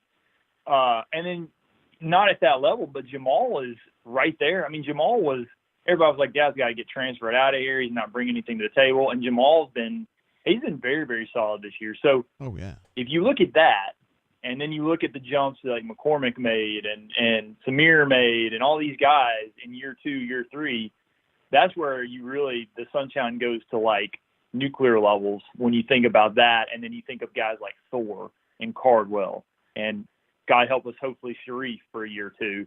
And you get them for another year. And then you add in a lottery pick to that group that's 6'11" with ball skills and can hit the 3.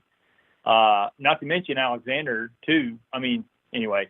Yeah, sunshine everywhere on there, man. The only thing that's not sunshine is this is the second game, if I'm not mistaken, where we scored like 85 plus and lost. I know Arkansas, and then this one you put up 90. We go the most un-Auburn-like from the free throw line. But Bama is good, and they were missing Quinterly too. I mean, we were missing JP, but they were missing you guy too. But that kid Josh Primo, he's legit, and that kid's 17, I think. So. They're good, but I'm excited to see. I mean, like everybody else said, this is practice. This whole season is practice, and assuming we can hold on to Flanny and we can hang on to Sharife for a second year, absolutely. You should book your tickets for Final Four next year. I don't think that's being premature. I think we'll be a top 5 team. And people watching this squad can see that. But yeah. Nothing but good things there, man. Yeah, you mentioned Jamal being solid. I mean, his free throw percentage is still okay-ish, the same as it was last year, but he's added 30 points to his 2-point shooting, and he's added about the same from 3-point. But his 2-point percentage is way up this year. So he's made some adjustments to his game. Go ahead. No, I was just saying he's made some adjustments.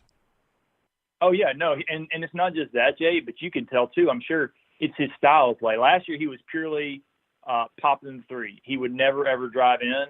But that dude now, I mean, you saw in this game, he's going to the hole. He's playing physical. He's making real effort in being a leader on the team and making improvement in his showing.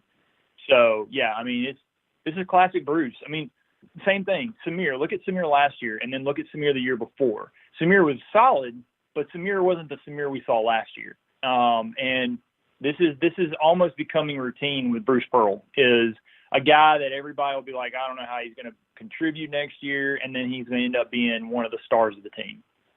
So with that in mind, and the talent level of these freshmen, I'm through the roof. Yeah. Yeah. So real quick on the football, just continuing the sunshine pumping. The thing I'm super excited about is probably the coaching hire has been great. I'm fine. I'm great with Bobo for the same reasons I've already been talked about. Won't go into them. QB development, recruiting. I think it'll be more Harson's offense, and then Bobo will be basically running the play calling. But we definitely need him for his recruiting and his QB calling. Mason's an A+++++ hire. He is absolutely a home run like we haven't had in a long time at D coordinator. Plus, you get that SEC head coaching experience. He's been in the league. He can give tips in that regard. But the bigger aspect for me is what you brought up, actually before most of the coaching hires were done, and that's about the recruiting, kind of the paradigm shift with Harsin. Building out a Alabama, Clemson-style off-the-field support network for recruiting. Going in a national type of a search for players. A lot of great points were made by various people. I don't know if they were on here or other places I heard, but basically talking about why would you want to fish in the same pond with 20 other big fishermen when you can go, to California, to Texas, to anywhere those, and get you a marlin or a big fish, So it's those type of things that I think are going to really kind of elevate recruiting even more. Is just getting a bigger national footprint, mixing that West Coast and Southeast footprint as far as your coaching staff. That's another big thing I'm super excited about. So yeah, man, a lot of good things, all good things going on in Auburn right now. All good things. I know you're not one who's carried away. Usually, you generally tell it pretty straight. When Gus was sucking this past fall, you definitely let us know. So you're not one who gets carried away like that, and you're still seeing all the sunshine, huh? Yeah, I mean, well, it's just you can see you and Jaylee just talked about it. You can see the upgrades. You can see the areas where you've been deficient, and then also the factor of, hey, does Harsin get it? Is he going to be able to recruit? The guy obviously gets it. I mean, the recruiting staff he's put together. I'm excited about Zach. That's the other thing. Zach, another nice thing with Zach, he's young, he's got experience, and Zach's got a national championship ring he can wear when he walks into these players' homes and say, hey, look, I won a national title at Auburn. I know what it takes. So, just another small thing. So glad to have him back. I'm hoping we hang on to T-Will. I like T-Will from a lot of folks. It sounded like he's got a good chance of staying on. But regardless, the staff overall is looking like money. Anyway, I'll get off the horn, man. But, yeah, super excited about Sharife. Please, I'm hoping he stays on a year two. If he stays on year two, this is a Final Four team. Just super excited about that. And, yeah, Wardam Harsin, man. So good times. All right, brother. Appreciate your call, as always. Yes, sir. See you, man. Later. There he is, Auburn alumni. I'm going to give him a 5-star on that one. A 5-star review on Skype. That's what you get, bro. For coming in clear and coming in thoughtful. That's what I'm talking about. War Eagle 0008 makes the statement of the day, I think. Encapsulates the whole thing. We're 0-4 in conference play, and I'm fired up. BP is amazing. Man, if Auburn football was 0-4, it would be crazy. But you look at this team and you say, this basketball team, I should say, and you say, damn, they're going to be good. I'm glad to see you guys. I mean, not that I doubted you, but I'm just glad to see you guys thinking critically on this. Because there's some people like, 0-4, man, they suck. Nah, they don't. They're missing one thing, which is experience. Let's see. Collins M says, look for the wide receiver coach at UCF, who we mentioned earlier, Kelly, to be a hire. Interesting. That would mean that Brian McClendon might have fallen through, but I'm serious. At Oregon, they really like him. They value him, and that may be a situation where he's like, hey, Big 12 title program. I'm sorry, Pac-12 title program. They're paying me really well. I love Mario, et cetera, et cetera. I mean, you don't have to come to Auburn all the time. I mean, I'd like to see it, but, Canoe Man said BP sounded so down after the game, post-game. He wanted it bad, even though there were so many positives he did not give. The young team will win the future crap. that Gus did. Could tell he wanted it bad. He really did. He was really gearing up. And honestly, man, I mean, I know he's going to be pissed because that's how he is, but extremely valorous and valiant effort from the team against a very good Alabama team, which is 4-0 in conference play, by the way. You know, Auburn gave up 90-plus to Arkansas, too, another team that's really going to be challenging for the SEC title this year. So, I mean, it could be worse. Bryce G says, what's the deal with that Sage kid from Hawaii for the 2022 class who is actually from Columbus, Ohio, but he's been in Hawaii? What's the deal with him?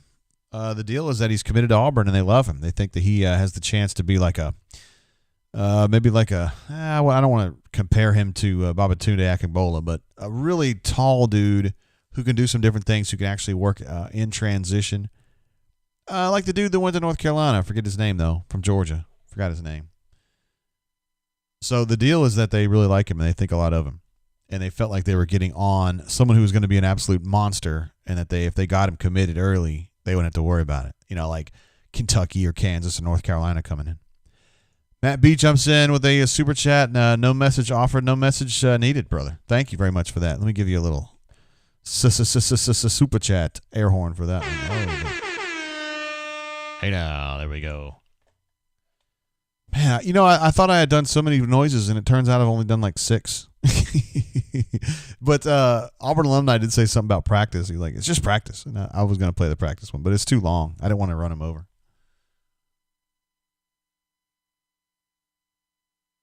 Yeah, War Eagle says, I think he thinks the Sage kid is more of a Walker Kessler. Exactly, that's who I was thinking of. Walker Kessler, the kid who went to North Carolina from the state of Georgia. I think that he's a Walker Kessler, but more of a project. I was thinking he would have a little bit more offensive upside than Walker. But yeah, he's a good player. I mean, Auburn is bummed that he left. Matt B says, just wanted to donate, JG. Appreciate it, brother.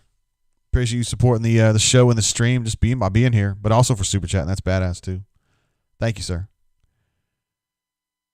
Let's see. I don't understand. Tenno says, TJ, LOL, time is running out on that prophecy. Oh, Travis says, so Travis is thinking Bo was obviously better as a freshman. He's going to win a couple championships before he's gone. Thus the prophecy. Interesting. Thinking that Bo Nix would acclimate so well to Harson's regime that maybe they would be able to win some championships. That would be pretty sweet. Kerry J says several questionable calls in the game today. Yeah, that's putting it diplomatically. But the sky's the limit for this team. I think they can finish strong the rest of the year with Justin Powell and Sharife at point, War Eagle. I wonder if, Sharife has already proven himself capable of handling the point for 32 to 34 minutes a game against a good Alabama team, experienced Alabama team. I wonder if JP starts making that transition to more of a shooting guard thing. I think he'll always be a combo. The way that Bryce was really a 2, but he was a combo too, and he would handle the ball some too. So maybe that's kind of what they're thinking with JP. We'll have to see what he does next game and make sure he's good to go next game. I think he will. And then just kind of see how that plays out. It's probably going to take him a little bit of time because, man, he's going to be all wobbly jaw from that because he's been point guarding this whole time, and just want to give him time to kind of acclimate to a new role. Jackson G says, any word about Caldwell's knee? Yeah, I made a couple texts there during the last call. Apologies, Auburn alumni. Try to get some information on that, and I haven't gotten it yet. Coaching staff usually goes into film work immediately. They usually hang around and shake hands and say what's up to people, and then they start working, particularly if they've got the scout for the next game. Haven't been able to get an answer on that yet. Oh, Tenno says we're comparing freshman Bo Nix to freshman Sharife Cooper. Man, not many you can do that. That's 2 different dudes right there. Alpha Tiger says, sitting outside the vet right now, I forgot to bring them a stool sample, so my poor El Chapo has to have it taken from her. Ay, ay, ay. Ooh. It's only a game. Why you have to be mad? I would just blame that on the vet and just back away on your dog. Be like, hey, man, that wasn't me. Because I'm one of these idiots. He's not in here right now. I'm one of these idiots that has conversations with my dog when I'm sure all he can hear from me is. Yeah.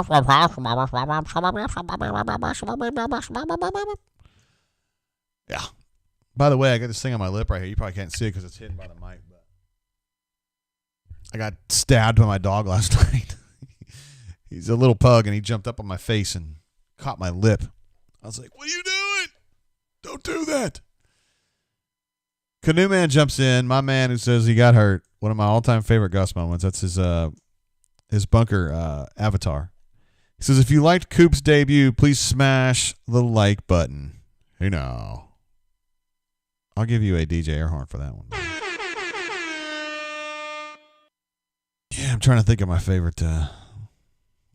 We haven't talked to B-Matt yet, but. If I come in here look swole and big and strong and tough, y'all gonna give me that award, right? That was when he was arguing with them and said, yeah, but you don't lift weights enough. And AI's like, I already won an MVP, bony as hell. Why y'all worried about lifting weights? Gregory says, JG, not sure if you've seen a couple of the Bama players throwing up sets at Auburn players at the end of the game. I don't know. You mean like they had scouted them so well they knew exactly what they were running, or... Oh, gang signs. Sorry, guys. I wasn't familiar with that lingo. No, I hadn't seen that. I wasn't watching it. I was worried about getting the graphics up for the game, honestly. I was listening to Andy and Coach Sonny, and I was working on graphics to get things put together for the show. So I did not see that. We probably need to see that on Twitter if more of that's going on. That needs to be, yeah. Fat Crack says, any news on the portal and who the staff may be working to get on campus? Well, I don't know. Nobody's going to get on campus. I can promise you that, first off. Second off, no, not yet. We still have to kind of, as a group, got to start working to get relationships built with these guys. Because, I mean, dude, seriously, I know you guys think that, you know, these guys roll into town and they want to talk to JG from AuburnSports.com, but it doesn't exactly work that way. Now, Zacchaeus, Carnell, I mean, we've known those guys. But, you know, like Harsin and Schmetting and Derek Mason from Vanderbilt, I mean, these are not guys that I know. So I got to get in with them and start talking to them and have them trust me a little bit, us a little bit, and it just takes a little bit of time on that. K Sharp says, I don't really get those Bama players taunting Sharife after the game. I mean, the kid missed 80 practices. Yeah, I don't understand that either. I mean, maybe he knows those kids from AAU and they're kind of teasing him or whatever. I don't know. The kid balled out, and for all but about one of those guys, Primo, I don't know if anybody can talk a bunch of shit at him, considering it was his first game as a college player and he dropped 26 on those fools. I'll be interested to see what Jordan Bruner's first college game was. I bet it wasn't 20 points on 7 to 12 shooting. I don't know who was talking shit, though. Bruner might have been the nice guy. I don't know. Travis J. says the most obvious thing that's ever happened. Yeah, the bench warmers were talking mad trash. Of course it's the guys on the bench, right? It's the guys who can't even score if they had to. Who want to talk trash. Pathetic, man. Hey, it's a rivalry game, you know. People get fired up. I get it, man. You know, back in the day when young JG was playing a Holland Hall prep, we would play Cassia Hall. You know, get fired up for that. Probably not football because I didn't play a lot of football because I sucked. But, you know, baseball. I get pretty serious about that. That's coming in from Mega Tiger saying Cousin Grinder's going to – let me try that again. Cousin Grinders are going to cousin grind. Yeah, the main turd didn't even play, J.S. Lowry says. That's right. They were missing one of their key players. I wonder if JP would have helped them today. JP would have helped Auburn. 8 of 27 from 3, which is not great, but not horrendous, but not great. You think he would have been probably a little bit better. I wonder if he'll shoot even better now that he wouldn't have to worry about all the pressure of handling the ball all the time against such extended pressure. And I don't know if you noticed this, but Alabama was trying to play a little game where they were going to try to pressure Sharife up high, and they were extending up to him, at which point BP and Chad were calling the pick and roll roller to Caldwell and also to Flanny. They were just running pick and roll high, and then they would cut down the lane, and it was like wide open like 4 or 5 times in a row that they ran it. They only got the bucket twice out of it, which is whole nother issue. But, yeah, Auburn had a really smart idea of what to do when they started pressuring high. They just had a play for that. We got an app for that. really good scout. I believe Pruitt and Fran had that one. So that's what we're looking at there. Look at this. One of our old guys comes back. Glad to have him. I bet he's been here though. He hadn't been on the horn lately, but flying around. Living up in the Birmingham/Tuscaloosa area, unfortunately, has to work with a lot of Bammers. Says I wasn't happy with the hustle today on transition defense. Looked like an Ivy League defense out there. Hey man, I can't argue with that when they give up 90, 94, I guess specifically. I just kind of wonder. Part of it was, I just think defensive positioning, particularly for Caldwell, number 44. Because he's usually the back guy on fast break defense. I thought his positioning was really questionable sometimes, and he floats. He kind of at football you would call it ball watching. He just kind of gets out of position watching the ball, and then the bucket's wide open, and then they hit him on the backside, and it's over. It's just, again, it's not talent problem. It's just training problems. You can do it in practice all day, and you don't feel the pressure in practice that you do when you're playing Alabama. Travis says, what caused the Oklahoma tight end to decommit? I would love to try a new offense if I was him. Yeah, I don't think he had – I mean, the relationships that he had that caused him to commit to Auburn aren't there anymore. So that's probably all for the best for everybody involved, honestly. I don't know as though Auburn needs another tight end. I mean, you know what I mean? Of course, I am so eat up with Brandon Frazier, and you guys know that. Maybe I'm wrong on that kid, but if I'm wrong, I'm going down swinging, okay? Crocodile says Cardwell steps forward too much in transition D. He will learn. Yeah. Also, just some notes that I was scribbling down during the game, which you may or may not be interested in, but this is just kind of what I saw. Defense not back quick enough in transition, which is kind of what we were just talking about with Dylan. Thor looked really energized. Man, this is the first time I've seen him where I'm like, all right. He usually just seems tentative. I know he's oozing athleticism. I've seen him dunk. I've seen him hit threes, step back threes. He can do a lot. But it just seems like he has a hard time kind of figuring out what his role is going to be. I didn't feel like he had that today. Flying around says he missed y'all. He missed all of us. Working 12 hours a day sucks. Look at that, man. A guy is out there absolutely. He's making miracles happen. I don't want to go into too much detail, but I know you fulfill an important role for an important product that I think a lot of people use every single day. Appreciate you, bro. Other notes, I said Sharife's passing, quickness, and valor were really notable today. I mean, you guys watch the game, you know what I'm talking about, but he has a lot of sack, I would say, when he's playing. He ain't scared. Cardwell's defensive positioning and transition, I mentioned that. We've kind of gone through that. You're talking about Thor. Dude, there was a play there about, I want to say 6 minutes to go in the second half where he stole the ball at midcourt. And he had a very ambitious attempt at a dunk on the other end. It was going to be one of the most treacherous dunks I've ever seen in my life. It didn't go down. It ended up being a foul, which is probably the best thing because that Alabama guy was going to absolutely be the SportsCenter highlight number one for the day. Thor was going to kill that guy. He was absolutely. He could have just put the headstone down right there. Would have been it. Some of this other stuff we mentioned, Auburn's free throw shooting was terrific. I noted that as the game was going on. They ended up going 24-28, including 16 of 17 in the second half, which is insane. Alabama had the 15 offensive rebounds. I think Auburn had 8, so that's -7. And then Alabama ends up being +7 in second chance points. A lot of that because offensive rebounds. That was a big point in the game. They lose by 4, and you gave up 7 on second choice rebounds. It's a big part of the game.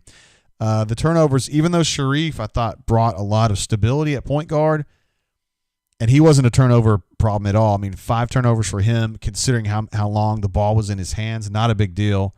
You might want to see it a little bit lower, but I'm just saying, come on, man. First game, no one's going to be bitching about 5 turnovers. But 20 for the team, it's too much. They got to get those turnovers down into the sub-15 range, and I think that would have made a difference in this game. Huge game, obviously, from Sharife. 26 points on 8 of 19 shooting, 9 of 10 from the line, had 9 assists and 5 TOs. Terrific performance. And then empty possessions late. The last 90 seconds for Auburn offensively, not good.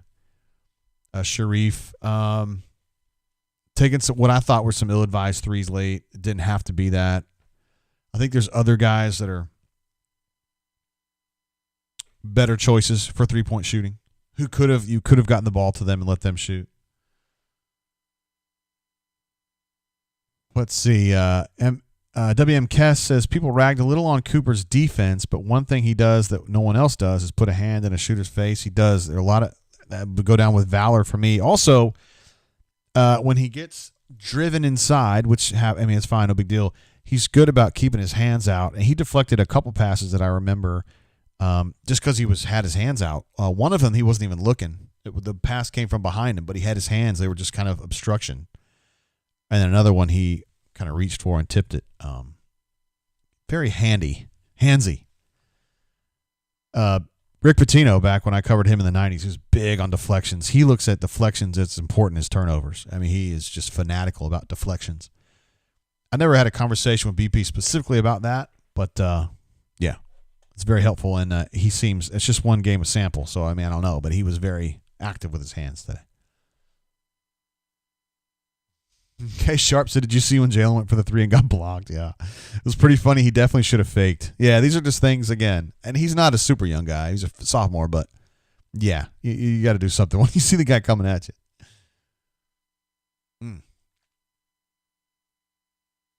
All right, guys. We'll probably wrap it up there. Good basketball show. We talked a little bit about football as well. Talked about these new hires. Also went through, what might be next as far as wide out coach. We talked about McClendon versus the guy at UCF. The situation at safety coach, defensive line, I think will ultimately be Brick Haley, but we don't know. Will some of these Boise guys slide over? Will they not? We're still in flux. One thing I believe, they're going to be having a team meeting tomorrow afternoon or tomorrow night, one way or the other. And I think the goal is to have the whole staff in place by then. So, if you're counting the clock, as Andy would say on a counting clock, you're looking at 26 hours or something. Crocodile says no BMAT. Canoe Man says no BMAT. Hey, we can get BMAT on here. Yeah. Oh, shoot. I didn't mean to call Auburn alumni. My bad, brother. We can definitely get BMAT on here. I'm sorry. Let me get him on here. It's ringing right now.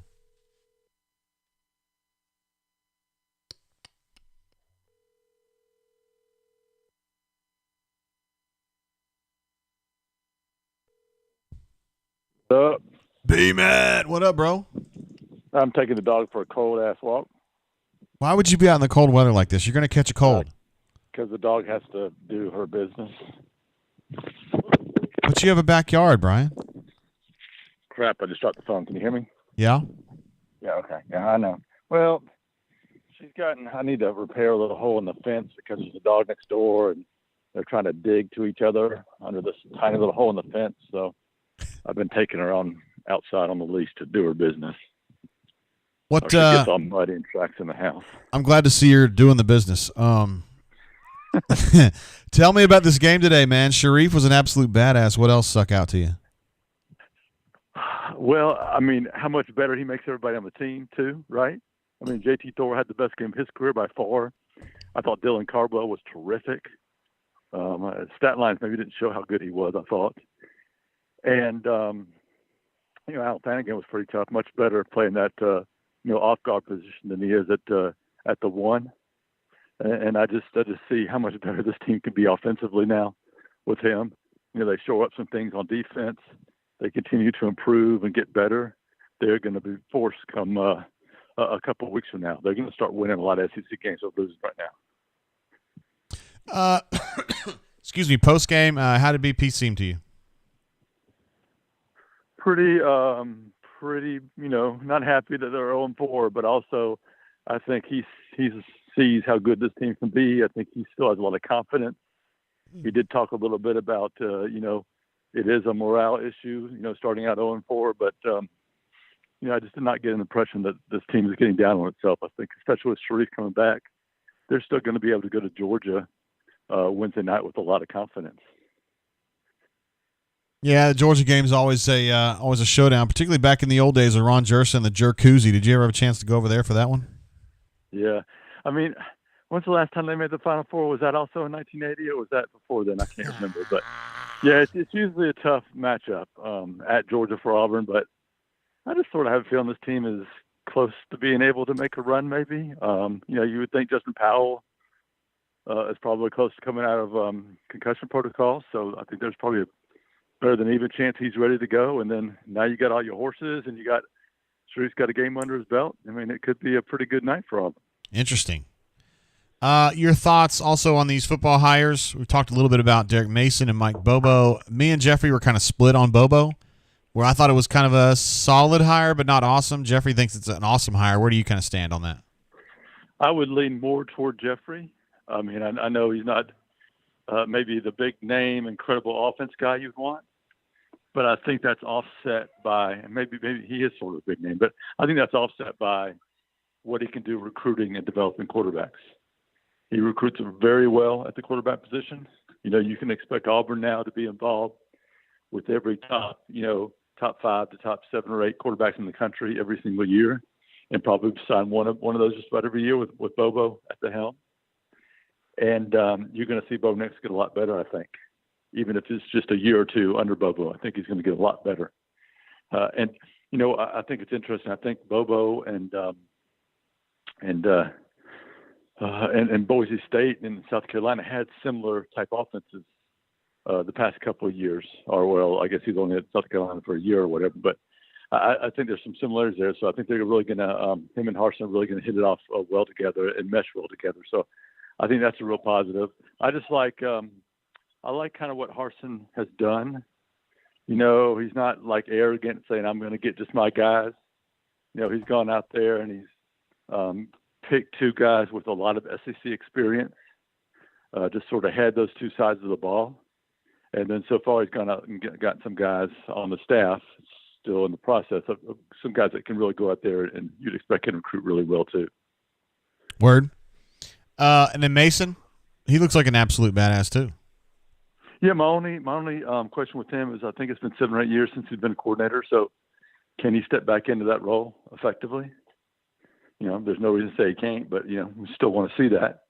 But I don't know as much about him as I do about Bobo because he was at Stanford before then, and Vanderbilt is a head coach. Vanderbilt's not a program that you pay much attention to very much, but No. He seems to me to be a player's coach. Going to be a guy that a lot like Kevin Steele, I think that those defensive players are going to like playing for him and want to play hard for him. And, it seems to me like he's got a lot of experience and had a lot of successful defenses, is going to be a good defensive mind here at Auburn. So I think there were 2 really good hires, and I commend Harsin on the job he's done so far. Word. Well, I was about to shut the show down without talking to you, Brian, which would have been a huge oversight on my part. And some of your big fans on the show, Crocodile and Biscuit and Canoe Man, made sure that good. I got that straightened out. Up, man. That would have been some straight out BS, man. You can't be doing that stuff. I know. That would have been weak. Maybe I just knew telepathically you were out walking, I don't know. All right, brother. Well, we're going to be expecting 26-9 from Sharife every single game from this point forward. Oh, so. yeah. I'll tell you what, he's going to have some 18 and 15s here before too long. He's going to be a double-double machine before too long. All right, I've got your remember I told you I had a little sound bite for you? Yes. Here it is. If I come in here and look swole and big and strong and tough, y'all gonna give me that award, right? You like that, brother? I couldn't hear it. I'm sorry. Damn it! Oh. Anyway, the people on the show can. I'm sorry you weren't able to hear that. I'll have to get that fixed. What is it? I told you it's Allen Iverson talking about if I get big and strong and swole, will you give me that MVP award? I like that. Because you're such a big, you have so much upper body strength, Brian. Something like that. I do have a lot of lower body strength, though. All that walking. Yeah, but your biceps maybe aren't quite as big as some others. Do you even lift? They're like 10 cushions, yeah. Do you lift? I lift up a drink every once in a while, and that's about it. Okay. All right, B-Matt, you behave yourself out there. It sounds like you're getting yourself into a lot of trouble, but I might want to fix that fence. Yeah, I need to get on that. All right, bro. Peace. See you, man.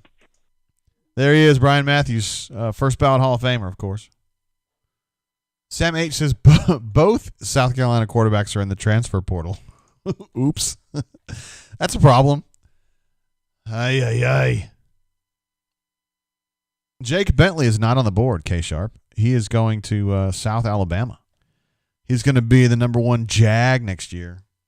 Because AU Taxman said the Bills were about to get their heart broken. I really wanted to watch. And I'm watching this Indianapolis Bills game, and yikes.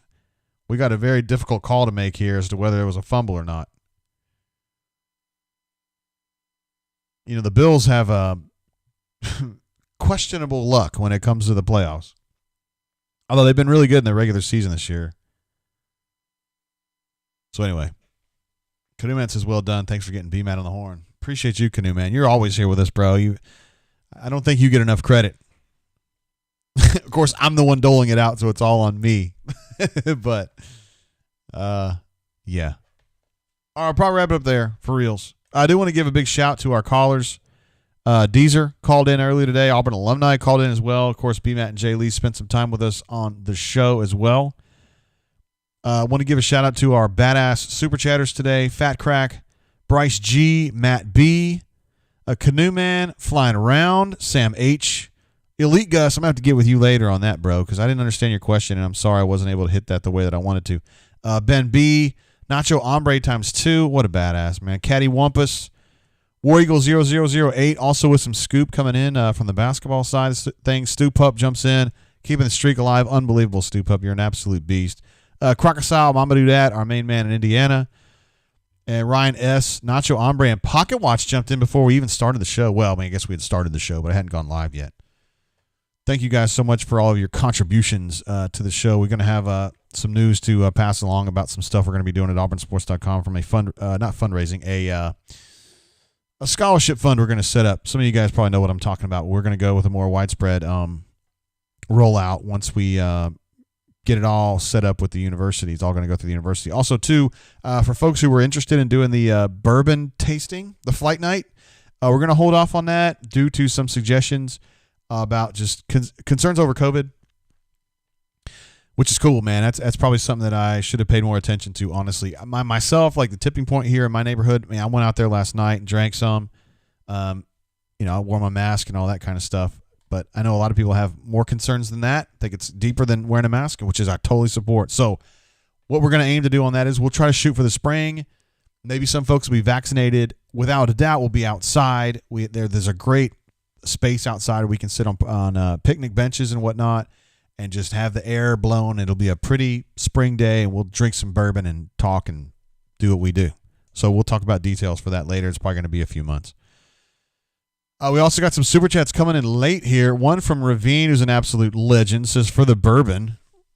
Thank you, bro. This one, this Henry McKenna 10, provided, of course, by Justin Owens, the outstanding point guard at the Tipping Point here in Hampstead and Montgomery, my favorite bar, and a terrific bar. He is a bourbon head, just like many of us. I learn a lot of my bourbon stuff from him.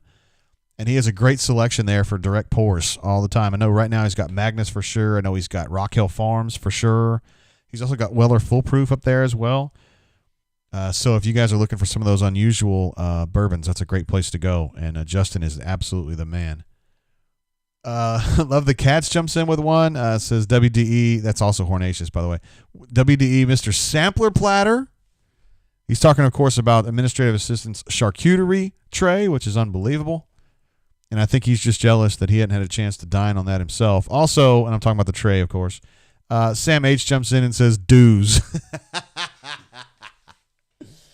Which is a reference to some of the people on the bunker who don't like the brain drain and say that you have to pay dues to be on the show, which you don't have to do.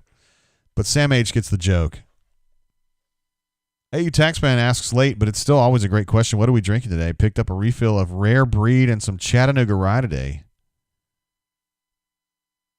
I don't know about Chattanooga Rye, but I do know Wild Turkey Rare Breed. That stuff is muy delicioso. Canoe Man says Justin Owens is the Ryan Powell of the Tipping Point. Yes, he is. He is. I love me some Ryan Powell, believe me. But I love me some Justin Owens, too. The guy knows his stuff. And they run a great shop up there. I have never liked a bar more than that one, ever. He's got great employees. It's a great space. He is a bourbon head like us. He's got bourbon for sale there. He has good bourbons available for pour. I mean, it's all good. All right, we've shouted out everybody. Again, we've talked about football, basketball. We've had Brian on. We have Jeffrey on. You guys are awesome. The next brain drain, geez. All right, so the next game's going to be at Georgia, Wednesday night. So we'll do brain drain after that. That'll probably be about 8:15 Central Time p.m. Wednesday night, or 9:15 for our friends in the Eastern Time Zone. And we'll just kind of talk basketball. Those shows don't have to go very long. I mean, it's just kind of whatever we're doing. Christopher C says, expecting any FB hires today? Yeah, I mean, I don't know about expecting things today, but I'm expecting things to happen in the next 26 to 27 hours. I would think that they would get the rest of the staff probably filled up by then. I think that's their number one priority right now. Canoeman says Leif B has some good news to share about the Bourbon Trail Tour this summer. Yowzers. You know, Leif is one of our friends who comes over from Rebel Grove. He's Lenny Hayes, I should say, on the bunker. He lives up in Kentucky, and he was talking about getting a Bourbon Trail trip together for us this summer. I don't think he was playing around. I think he's pretty serious about it. So we may be able to pull that off. I would be game for that. I don't know who all would be game. I just want to, I'm big on the vaccine. I want to get the vaccine. I really, really do. Hopefully that's going to help. Don't want to get into the politics of it. Anyway, guys, we'll wrap it up there. Appreciate y'all watching and super chatting and calling in and just being part of what we do here. I couldn't do this stuff without you. We would not have a competent platform. We wouldn't have the computer we needed, all that stuff, if it wasn't for you guys. So I appreciate y'all very much. We'll see you again. Probably Wednesday. We can talk about football then, too, because I'm sure they'll have the staff all together by that point. Till then, keep your feet on the ground. Keep reaching for the stars. Appreciate you guys. Love you guys. Be sure we'll be praying for Deezer and also Porter's father as well, if you have time. Love you guys. Peace.